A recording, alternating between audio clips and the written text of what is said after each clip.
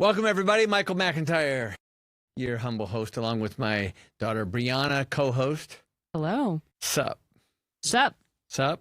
Well, listen, thank you for watching. And listen, we really want you to subscribe. And if you don't feel like subscribing, at least share the video. Share. Or like it. Really like it. Make a comment. Yeah. I do respond to comments. You do. How about a hot take? What's a hot take? Hot take is probably what we're about to talk about today. Yeah.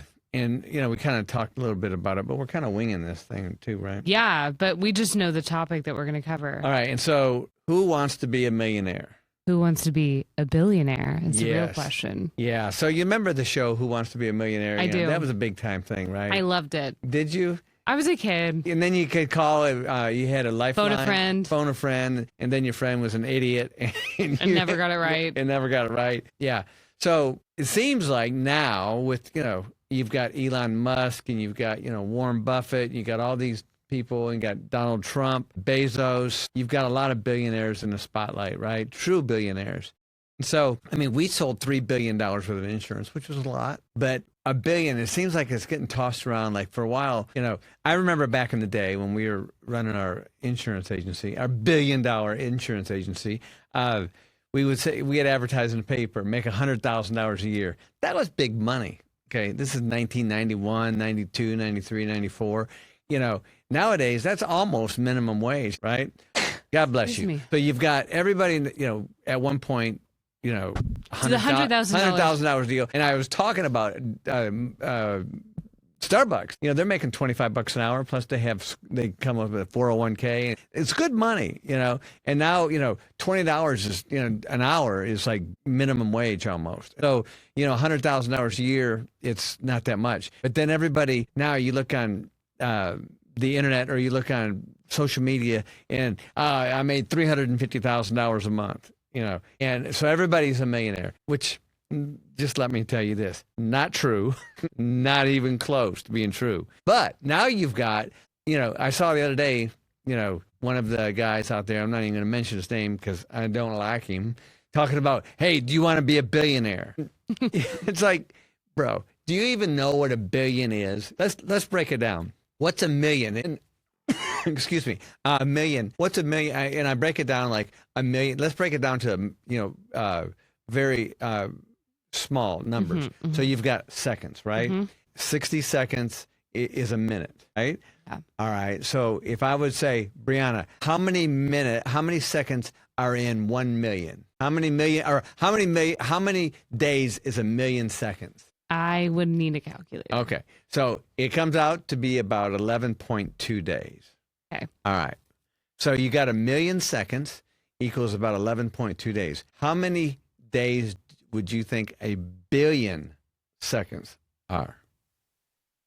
Not even like way more than 11.2 days. Yeah. Like almost unfathomable. Yeah. Okay. 31 years.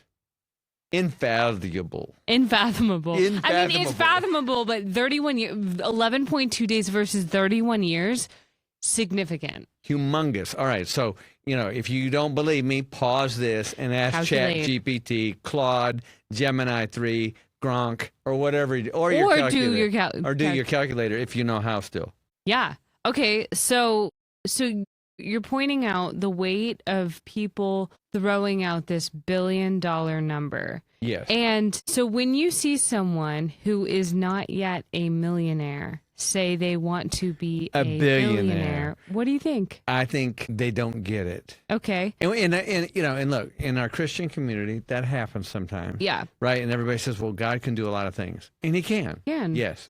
We're down for that. But I haven't seen God drop, 1,000 pounds of gold in anybody's bank account, right? And gold's up to 5,000 an ounce, right? So the point is, and it doesn't mean things don't happen, right? And there's even people that win, $1 billion lottery, okay, and after taxes they get maybe 640 million, and those people don't even know how to get it to $1 billion. Right. Back to $1 billion. Right. Okay. So I'm saying this because it just seems kind of moronic when everybody's out there, I want to be a billionaire.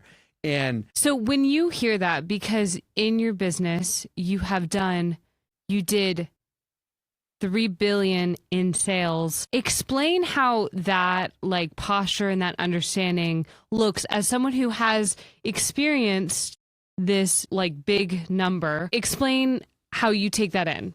Well, okay. So the first time that we actually, your mother and I actually put $1 million net in the bank after everything paid for. Yeah. Okay. It cost me $12 million to get there. Okay. Wow. It $12 million in to produce 1 million net. Right. That's not saying how much the company made. Right. Okay. I'm talking about in your bank my account. Pocket, right. That made me a millionaire. Right. Net. Not what my business was worth, because my business was probably worth many multiple millions right. on that. But to get to that level, it took $12 million, and it took about 4 or 5 years to get to that deal. Okay, so that's just such a fascinating number. It took you $12 million pocket personally. Net $1 million. Because we were invested in a business. Right. Now, the business eventually got sold for a lot of money, right? And back in 2007, but and we spent a lot of money, but we were generating $300 million a year in sales, about $40 million a year in revenue. And out of that $40 million in revenue, we'd probably bring in about 7 or 8 net million for us a year. Yeah. But it takes a lot to get there. So explain, because you just gave a lot of really interesting numbers. So explain the billion in sales. Yeah. So the billion in sales, we started out modestly. I remember we'd sell probably, maybe, $800,000 a month in annuities and in insurance. But eventually we hit $1 million, then we'd go to $2 million a month but to get to that level, we would run at our peak. Okay. And this is probably in, 1995, 1998, somewhere around there, between 1995 and 1998. We would do mailings, right? We would drop mail 400,000 pieces of mail to 800,000 pieces of mail a month. We spent $6 million a year just on postage. And that was postage at the bulk rate, which was, 0.09 cents per mailing piece. Right. Okay. And I think it got up to 0.13 cents a mailing on a carry route and sort mail. So to get to that level and to do those sort of things, it takes a lot of money. It takes tremendous amount of work. It takes a lot of failures and for a few successes in between. So when people say, I want, and listen, there's nothing, everybody's really, the other thing I used to laugh at, and everybody's really a millionaire, number one, okay? And I'll explain why. Because if you take the average salary, which is about $60,000 a year, you multiply it by 20 years, that's $1 million, right? Plus $1.2 million or whatever it comes out to. So, but if that's how some people gauge being a millionaire. But truly, what I gauge a millionaire is a person that has net assets, double net assets of $1 million or more. A billionaire is net assets of $1 billion. And generally, billionaires don't have all of it in cash. Okay, they have it in businesses and whatnot. So, to be a billionaire, though, requires a lot. So when people say, do you want to be a billionaire? Look at crypto. Okay, crypto, Bitcoin, okay, by the time this airs, I don't know, Bitcoin today is at 67,000 per coin. It got up to 140 or 120,000, 125,000, but it came way down. Right. So this stuff is variable, same way with the stock market. I mean, the Dow hit over 50,000 the other day, it's down under that again. So these things are relative, but what people don't realize, though, when they say these things, I guess you can say it doesn't cost you anything, but it kind of shows your ignorance. Yeah, and there's 2 points I want to make. One, I've talked to some people who have made those declarations in Next Level or L300 about, I'm going to be a billionaire. And on one note, I understand when they're saying it for the sake of, I am moving away from a poverty mindset. 100%. Okay. Now, do I think that maybe making that statement alone is enough to change your poverty mindset? I don't. I think it's really in your actions in your day-to-day. We support people who want to just yes, I'm going to declare it and I'm going to say it. Fine, totally fine. That's not an issue. So I think there's a little bit of that going on. Do you have anything you want to respond to on that? My mom, your grandmother, okay, when we were younger, she's a New Age woman, right? Yeah, she loves Jesus, though, but she's just still New Age. So there's universalist. But she, we pray together and she talks about Jesus. But anyways, I just want to make that clarification. So on her refrigerator, she had affirmations, and there was 10 affirmations, and she'd say, read these every day. And I was like 14, 15, 16, 17 years old. So I'd read them. And one of them was, the only difference between me and a millionaire is while he or she is working on their second million, I'm working on my first affirmation. Yes. And it came true. Now, it didn't come true that week. It didn't happen, I think, until probably, I don't know, let me see, what year was that? Probably 1995. And so, but that, I believe the affirmations, declarations are really good. Yeah. And I believe to get that mindset, like you said, the person I'm going to be a billionaire, you can say it, but I think also you need to respect the process in that. Okay, I like that. Respecting the process. Yeah. I think that's, and to me that feels very biblical and like very Proverbs like.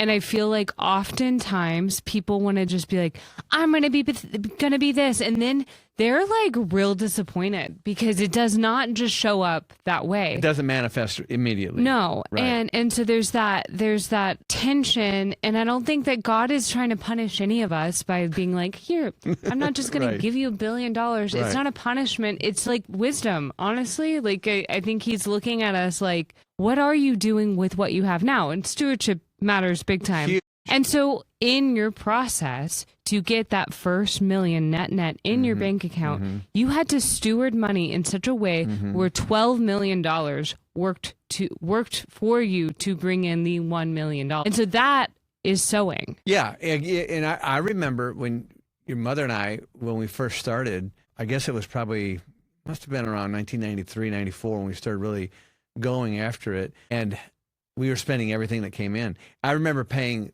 people, the agents, they were making $6,000 a week, $12,000 a week, $4,000 a week, plus payroll. And we had about probably 8, 9 people working for us. And at the end of everything, we barely brought home anything. And we were stretching thin just to make our mortgage payment. And I was pissed. I was really, and I remember sitting there saying, everybody's making money except us, but somebody, and I'll never forget his name. His name is Hal Altshuler. Okay. Good Jewish friend. He helped me. He's the one that helped me make my first million. And I remember him saying, don't worry, the worm's going to turn. It's going to come back. You got to, and you got to keep, what was he? You got to cast out the nets, cast your nets. No, it was a biblical thing. Throwing something on the water. That's casting the nets. Oh, casting the nets? Yeah. No, I thought it was something else. Like, I don't know. That's you cast the nets to no, catch it the wasn't fish. that. It was putting something out there. The bait? No. I'm Anyway, sorry. that's okay. Maybe Devin knows. The point was, he said, just keep on feeding this. It'll come back, And so you got to throw some bread upon the water, or what? There's something like that.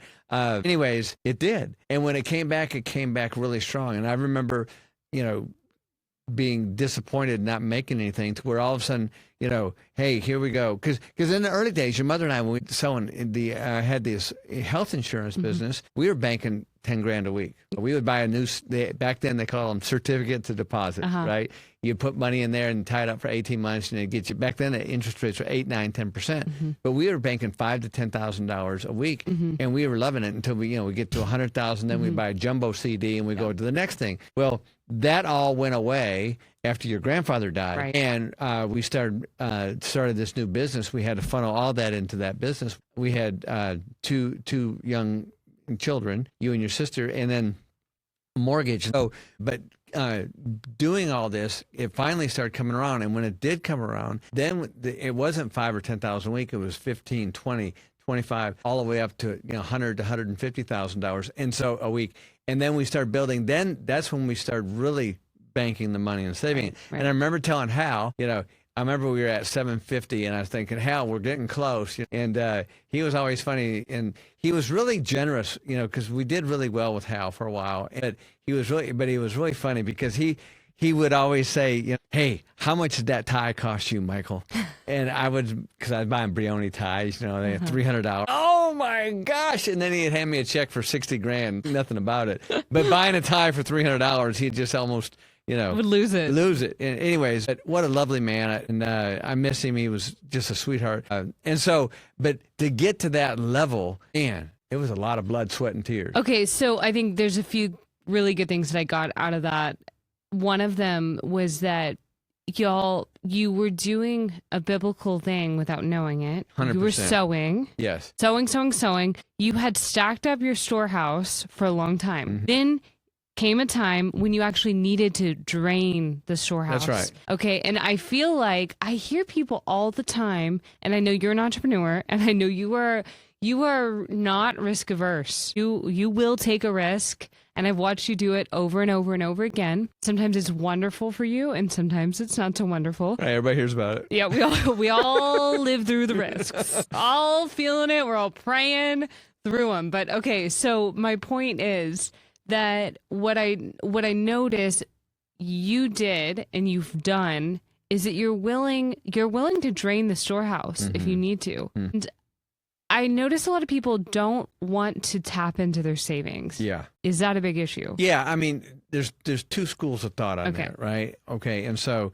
when I've coached people before, and and they had $250,000 in their bank, or maybe that and $100,000 in their 401k, and they would say, "Well, I'm going to use this $250,000," and I would say, "No, let's not do that. Let's act like you don't have it." Okay. Okay. Yeah. But why were you using yours? Well, because I had to make payroll. Right. Because here's the... I had a deal started. Yes. Okay. I feel like that's a key difference here. Okay. So there's people who don't have a fulcrum for that process. Right. You had a fulcrum in place. Right. You knew that it worked, but you needed more cash flow. That's right. And so here's what happened. Number one, I was great at sales. Right. Okay. And more importantly than great at sales, I had a strong work ethic. Right. So I'd go on the road. You could bank on yourself. I could. So I'd go on the road 6-7 days and make myself $20,000. Yeah. And so I had that, and I did that at first. Right. That's what I did, and I trained every one of my sales reps that way, who ultimately became my national marketing directors, and that's how I built it. But a lot of times, if you don't have that skill set, if you don't have that deal, then I tell them, I say, look, I would rather you put it on credit cards. Okay. Now, okay, Dave Ramsey. Calling him out. I'm going to piss you off, Dave Ramsey, but I don't believe in half your stuff, just FYI. But I know you're a great Christian. I know you do well. We respect you. We respect that, but I don't follow it. So I would rather use my credit cards. I'd say go get a Spark credit card from Credit One. Capital One. Capital One. Get a $50,000 limit on there and run it. Now, why would you do that as a business person? If you've, first of all, you got to have a good plan. Yeah. Okay. Get a coach. Get somebody to piss all over your plan, blow holes in it, or want to invest in it. Yeah. Because I'd rather have them blow holes in it, hurt your feelings. You have crocodile tears, and you got to go to therapy because they hate your plan because they told you your baby's ugly. Right. I'd rather have that than have you drain your savings account. Okay. Right. And did you really view it as draining your savings account? Yeah. While you were doing it. Yeah, I knew that I knew that the ROI was going to be there. Okay, so you knew there was a backstop. I knew the return on the investment was going to be there because I know I did it. Yeah. And I started training people. Listen, when we first did our first mailing, okay, we went and borrowed against a car to spend $17,000 on a mailing. We didn't have the money. Okay, there was no money. What kind of car was it? It was a Peugeot. What's that? I don't know, some stupid French car. But it brought us $17,000. Right. Okay. And we used that to mail out 100,000 pieces of direct mail. That's all the money we had. Okay. And so when that the lead piece worked, and we got a 2.6% or 2.7% return on the lead piece, which was great. That's what started it. That way we knew we had a deal. That's great. What happens to most people once they hit $300,000, $400,000, $500,000, $600,000 a year and start banking the money until they get to that level, what happens, most of them, the reason they don't get to the $1 million status is because then they increase their lifestyle far beyond what they're really actually doing. And everybody does it, right? Their FICO's at 800, and they can go buy, $2 million house. Now they got a $18,000 a month mortgage, and then the insurance went up to $2,000 a month. And then all of a sudden, they take a few trips, they buy some stuff. They got a Mercedes and they got a nice Range Rover, and then all of a sudden the market dips, things go bad. Now they're hurting. So what level of modesty or percentage do you think, if someone is at that $500,000, $600,000 like a year or mark, what percentage do you think they should be modest for in order to get to that place of the millionaire status? Well, your mother and I did not. We had a $300,000 house, and we had probably $4 million worth of assets. Okay.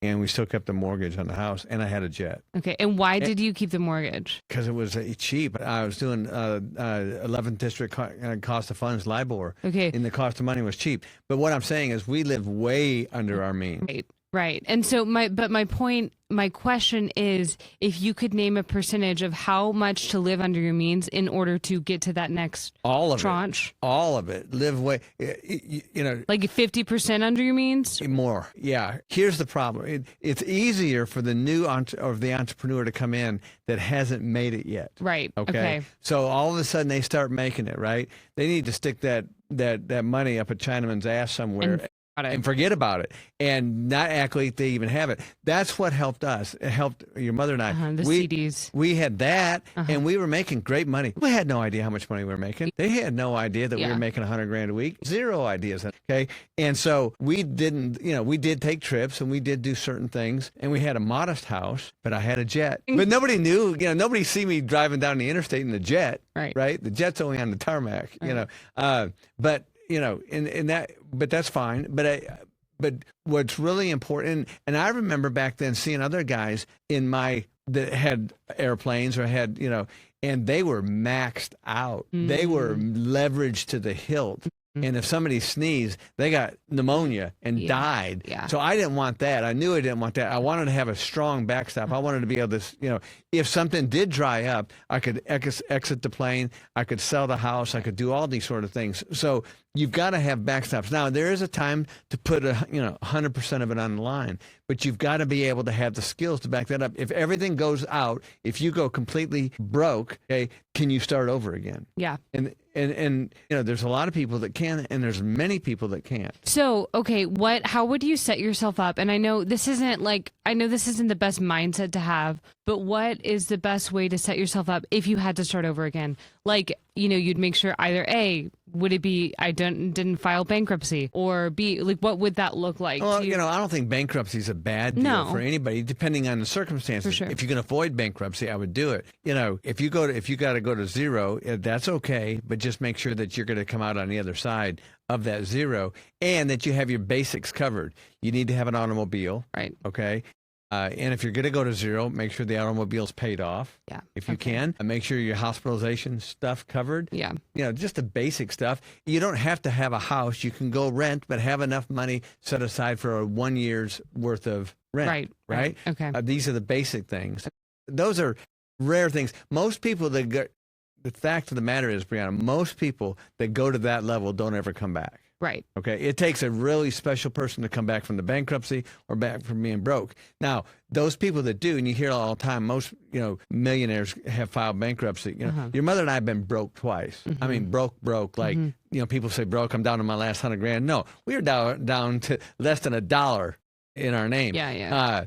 Thank God we never had to file bankruptcy. Right. Okay. And so, but I've had other millionaires that I've known and helped out have filed bankruptcy. Yeah. So every case is different. Yeah, that makes sense. And okay, so and this is kind of pivoting, but when you're talking to people about money, what are telltale signs of some of the things that they say that you're like, you don't really know about money? Or like, and I know that's kind of harsh, but like, what is it that you hear that kind of red flag? You're like, that's how you see money? Mm-hmm. I'm curious. Well, probably, generally what I hear, the trinkets. Right. Sometimes, or the car they're driving, I mean, listen, we've had Rolls Royces, and your mother didn't like it because she thought it was too pretentious. And so we got rid of it. Right. Even though she's the car person. Let me just throw that out. And I'm not. She made me buy a Maserati. My brother always thought that was hilarious. I didn't want a Maserati. She goes, no, you're buying a Maserati, which I did, but I didn't like it. I didn't care about that. Listen, I can't wait till these Waymo cars get everywhere, because I'm driving in them. Because have somebody drive me around all day, you're in. I'm in. You're in. I'm totally in. But sometimes people are driving these Bentleys. They're leasing these things that are financing for 15 years. That's a telltale sign that they're probably not. They're just not very. Of course, wise. It's Dallas, right? And Dallas is very superficial. Sometimes they buy a place where they they really can't afford. But generally, what they're talking about. What I hear people talking mostly is, if they have money, they're talking about different things in the stock market. They're talking about commodities. The crypto people, man, I'm just not sure about.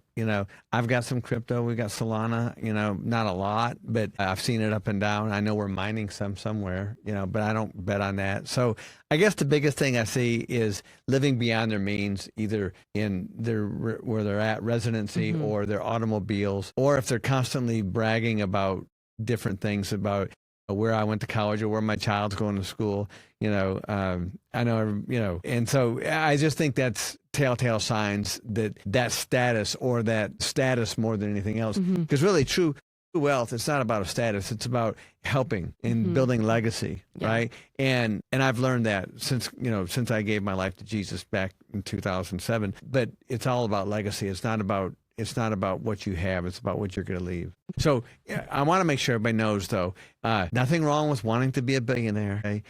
Nothing wrong with it.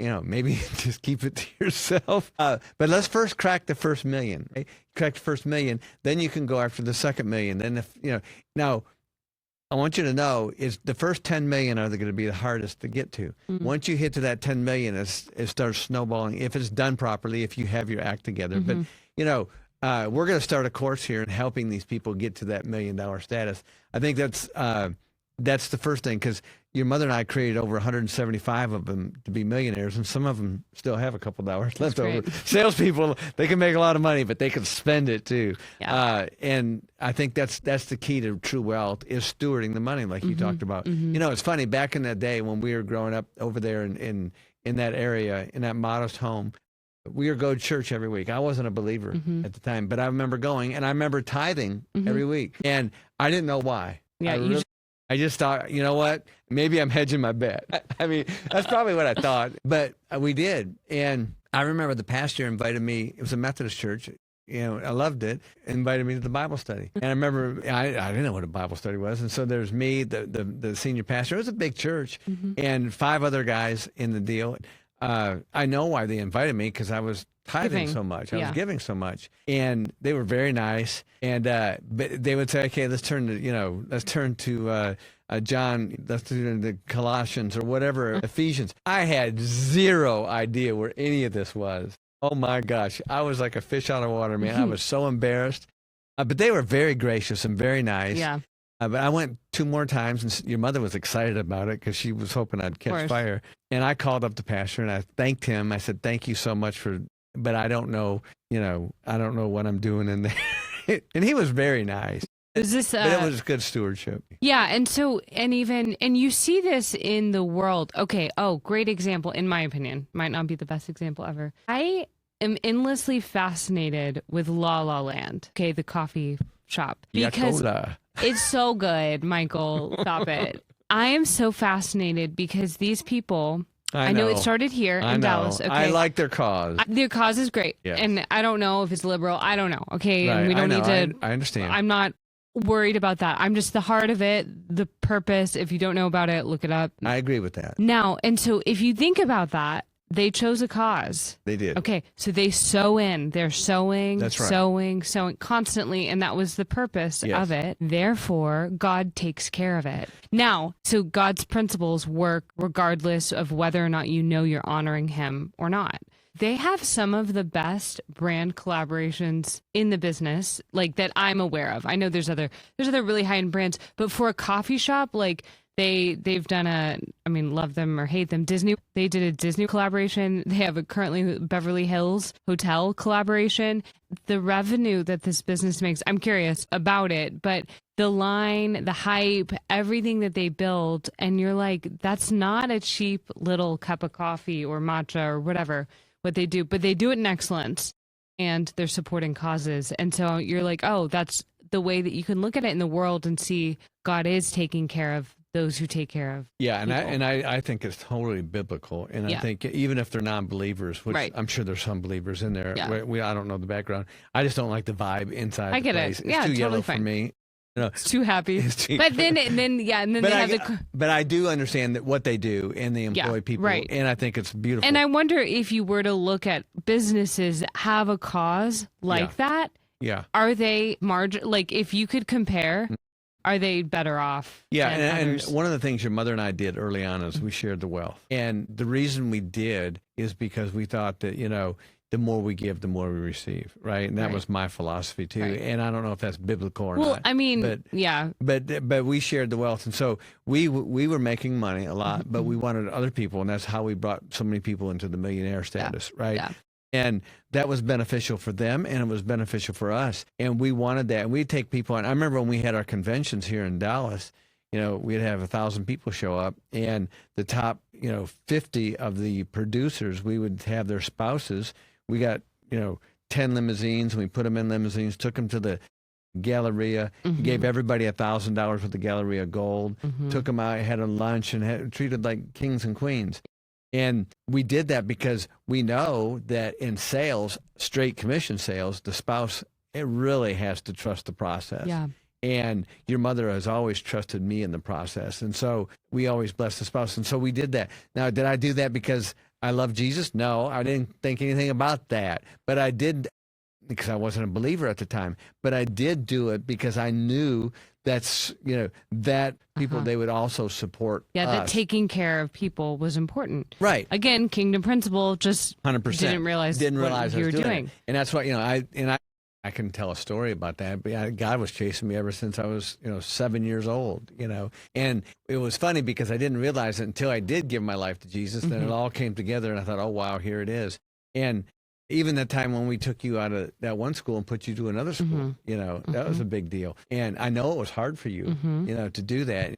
And you showed up magnificently, even against all odds over there at that school. And so, so I think by sowing seeds, by putting out there, whether you know it or not, it's being generous. And I think in the Bible, it talks about those who are, he will give you all the desires of your heart if you're obedient to him. And one of the obedience is to be generous. And we've got people that come to Next Level Experience, and our whole deal was, you don't have to pay anything up front, just pay at the end, whatever you want. We've got people that never paid anything, and, we put in a lot into There's that. no ROI on this so far. So far. And so I was always surprised by that. Now, there's a lot of people that give $5, $25, or $50, and we had some people give $10,000, right? Which was all good, but there was we'd